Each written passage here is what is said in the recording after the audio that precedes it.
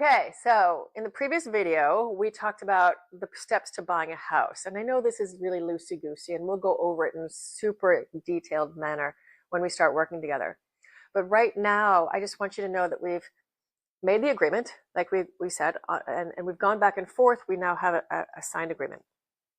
Now we know that we have given them, for example, let's say we gave them 3 weeks before we go to CPCV, which is our down payment. Again, we talked about a standard 20%.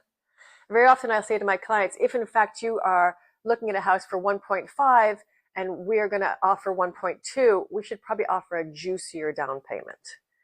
And so we'll probably increase that to 30 or 40%. And then when we go to make our down payment, we're going to sign a CPCV. And what have happened prior to that is we'll have done our due diligence. So the documentation is provided from the seller's agent for the house. Then the lawyer takes that information and runs with it. And they go and check all the other things that could possibly happen. What could possibly happen?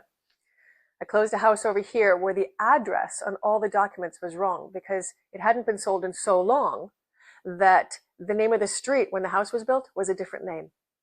So we had to go through the process of changing the location of the house on the documents, because you guys all see all these ruins and you're like, oh, wait a minute. You know, these are things that are empty and people haven't lived in. There's so much information that we need to get this up to speed. So that one would take a much longer time. So depending on the state of the house will let us know how much time we need for due diligence. So many reasons that the due diligence takes a long time, and we'll always wait to go to CPCV until the lawyer looks at you and says, we're good, we're safe, we can move forward. So then we go and we sit down at the lawyer's office, because most lawyers are notaries, and we'll sit in our office and we'll go back and forth with the other side.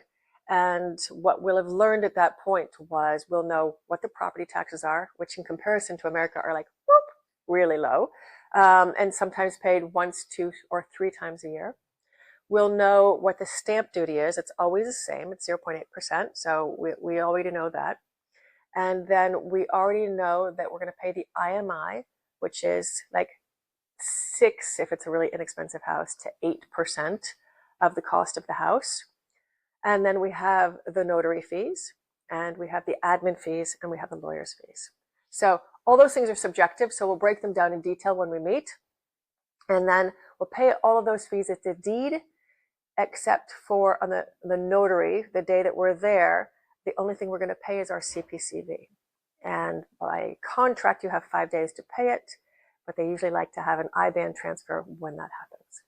So now you know the process of what it's going to cost us to buy that house. Again, it's subjective to each house, so we're going to know that when that happens. But you know that it's kind of a painless process. The lawyers all take care of it. The paperwork goes back and forth between them.